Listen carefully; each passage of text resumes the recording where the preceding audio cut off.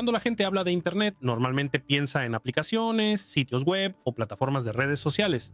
Pero Internet no es algo abstracto, es físico. Aproximadamente el 95% de todos los datos internacionales viajan a través de cables de fibra óptica tendidos en el fondo del océano. Estos cables llegan a estaciones costeras específicas, pasan por países específicos y se conectan a centros de datos específicos. Durante décadas, la mayoría de esas rutas siguieron caminos diseñados y financiados por empresas occidentales, a menudo pasando por Estados Unidos o Europa. Eso le dio a un pequeño grupo de países una enorme influencia sobre cómo se mueve la información global, a dónde fluye y qué tan segura es. China ya no quiere depender de ese sistema. Durante la última década, Pekín ha comenzado a construir su propia red de conectividad global bajo el lema de la Ruta de la Seda Digital, una extensión enfocada en la tecnología de la Iniciativa de la Franja y la Ruta. El objetivo es simple, pero de una escala enorme: conectar a China directamente con el resto del mundo a través de infraestructura que China ayuda a financiar, construir y operar. Este esfuerzo no se centra en un solo cable ni en un solo país. Incluye sistemas de fibra óptica submarina como el Peace Cable, que conecta Asia, África y Europa. Incluye rutas de fibra óptica terrestres que atraviesan Pakistán y Asia Central. Incluye centros de datos en el extranjero construidos por empresas chinas. Y cada vez más incluye satélites diseñados para proporcionar acceso a Internet desde el espacio. En conjunto, estos proyectos forman una nueva ruta global de Internet, una que corre paralela a la red existente dominada por Occidente en lugar de depender de ella. Así que antes de juzgar si esto es bueno o malo, primero hay que responder una pregunta: ¿qué exactamente está construyendo China y cómo funciona realmente esta nueva ruta de Internet? Durante la última década, empresas chinas y compañías de telecomunicaciones respaldadas por el Estado han entrado con fuerza en el negocio de los cables submarinos, no solo como proveedores, sino también como propietarios, operadores y financiadores de sistemas completos de cables. Uno de los ejemplos más importantes es el Peace Cable. Peace significa Pakistán y África Oriental conectando Europa. Se extiende aproximadamente 15.000 kilómetros desde la costa de China, pasando por Pakistán, cruzando el mar Arábigo, bajando por la costa de África Oriental, atravesando el Mar Rojo y llegando al sur de Europa. Esta ruta es importante por dos razones. Primero, crea un enlace de datos directo y de alta capacidad entre China, África y Europa que evita muchos de los centros tradicionales controlados por Occidente. Segundo, acorta la distancia. Los datos que viajaban entre África Oriental y Asia solían desviarse a través de Europa.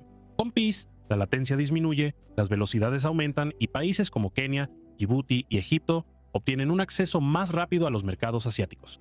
Las empresas chinas han ayudado a construir o suministrar equipos para decenas de cables submarinos en todo el mundo. Para principios de la década de 2020, las empresas chinas estaban involucradas en más del 10% de los cables submarinos existentes a nivel mundial y en casi una cuarta parte de los nuevos sistemas planificados. Esa participación sigue creciendo.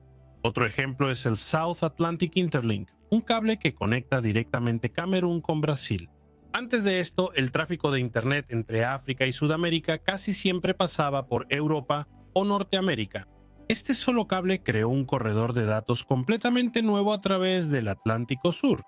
Desde la perspectiva de China, estas rutas cumplen una función muy específica. Reducen la dependencia de cuellos de botella controlados por rivales. La mayor parte de los datos globales todavía pasan por unos pocos lugares estratégicos como la zona del Canal de Suez, Europa Occidental y las estaciones de aterrizaje costeras de Estados Unidos. Estos son eficientes pero también vulnerables. Los cortes de cables, las sanciones o la presión política pueden interrumpir el tráfico. El enfoque de China se centra en la redundancia y el control. Múltiples rutas y múltiples puntos de aterrizaje significan menos puntos únicos de falla. Y hay otra capa en esto. Los cables submarinos no solo transportan datos, también generan influencia.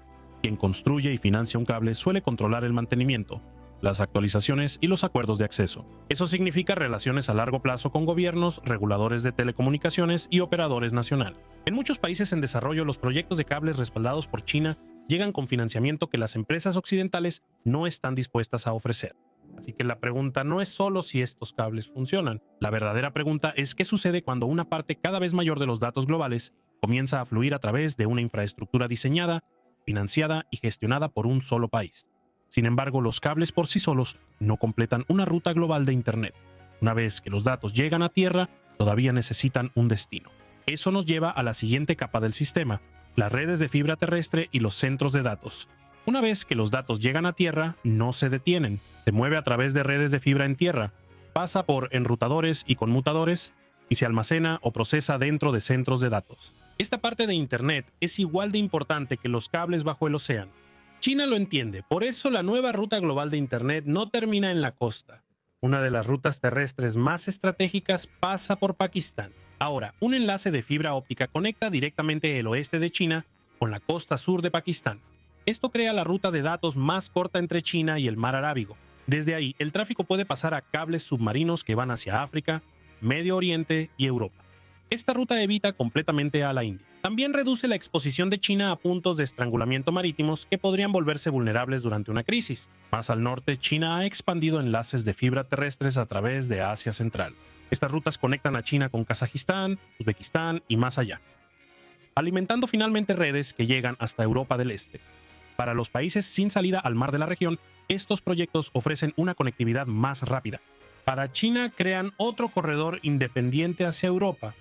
En toda África, el sudeste asiático y partes de Medio Oriente, empresas chinas han financiado y construido centros de datos nacionales, sistemas de nube gubernamental y centros de telecomunicaciones.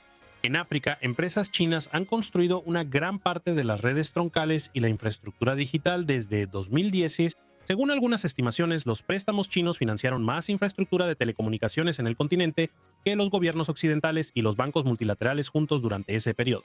Estas inversiones ofrecen beneficios reales. Un acceso a Internet más rápido reduce los costos, apoya la banca móvil y amplía el acceso a servicios en línea. Muchos gobiernos las reciben con agrado porque las alternativas son limitadas o costosas, pero incluso los cables y las rutas terrestres pueden verse interrumpidos. Los terremotos cortan los cables submarinos. Las disputas políticas bloquean la fibra óptica transfronteriza, así que China está construyendo una red de respaldo que no depende en absoluto de infraestructura terrestre. Los cables pueden cortarse, las rutas terrestres pueden bloquearse, pero los satélites no dependen de fronteras, puertos ni rutas submarinas.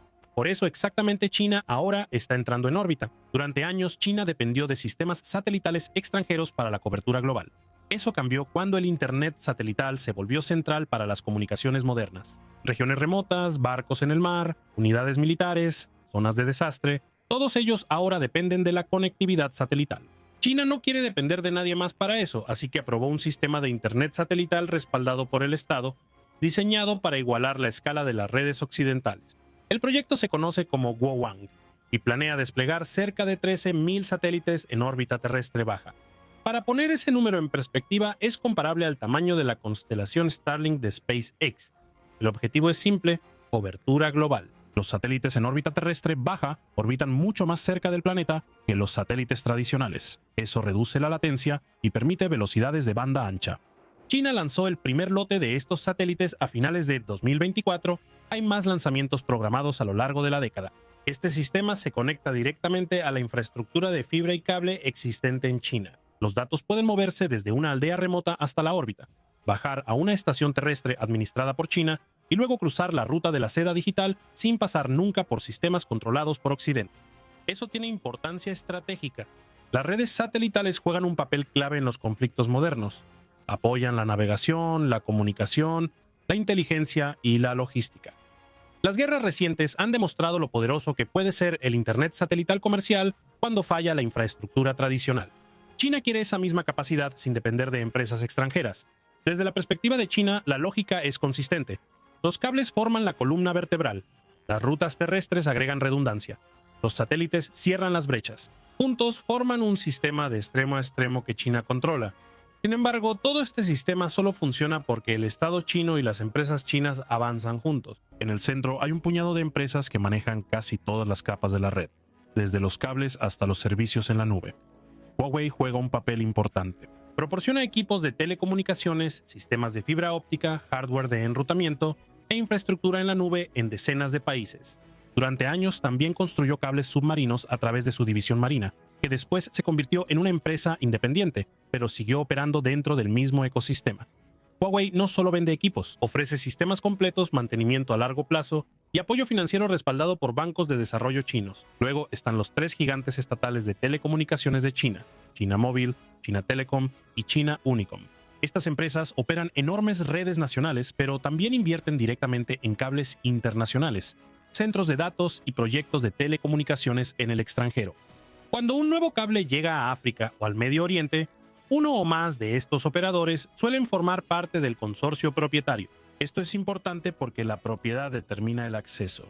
Si una empresa de telecomunicaciones posee capacidad en un cable, controla cómo se mueve el tráfico, cómo se realizan las actualizaciones y cómo se gestiona la redundancia. Con el tiempo, esto le da a los operadores chinos influencia sobre las decisiones de enrutamiento internacional. Detrás de estas empresas está el gobierno chino. Los bancos de política chinos financian muchos de estos proyectos. Los préstamos a menudo vienen con largos periodos de pago y pocas condiciones políticas.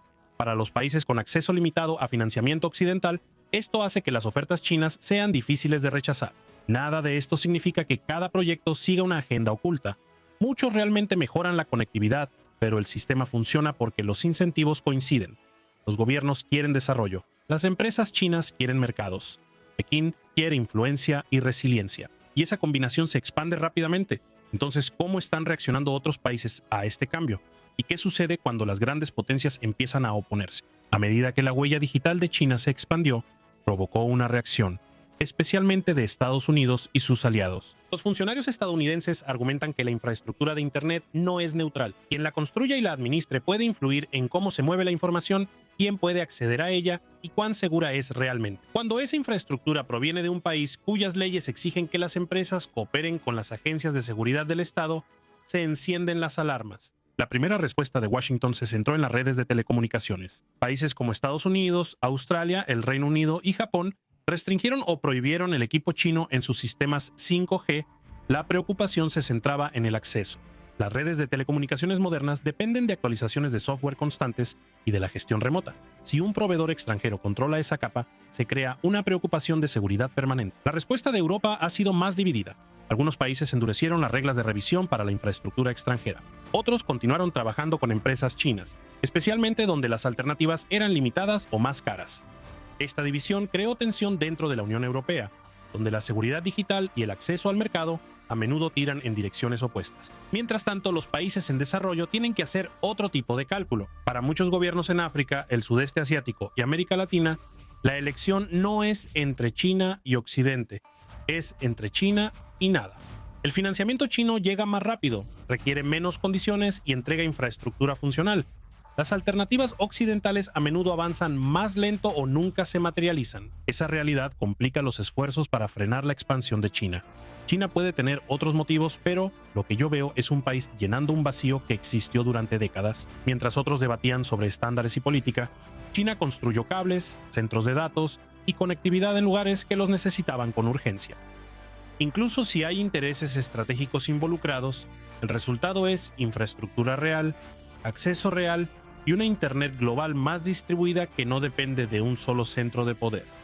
Y mientras los países elijan estos proyectos voluntariamente, ¿deberían las potencias externas decidir qué es aceptable para ellos? Déjanos saber tu opinión en los comentarios abajo.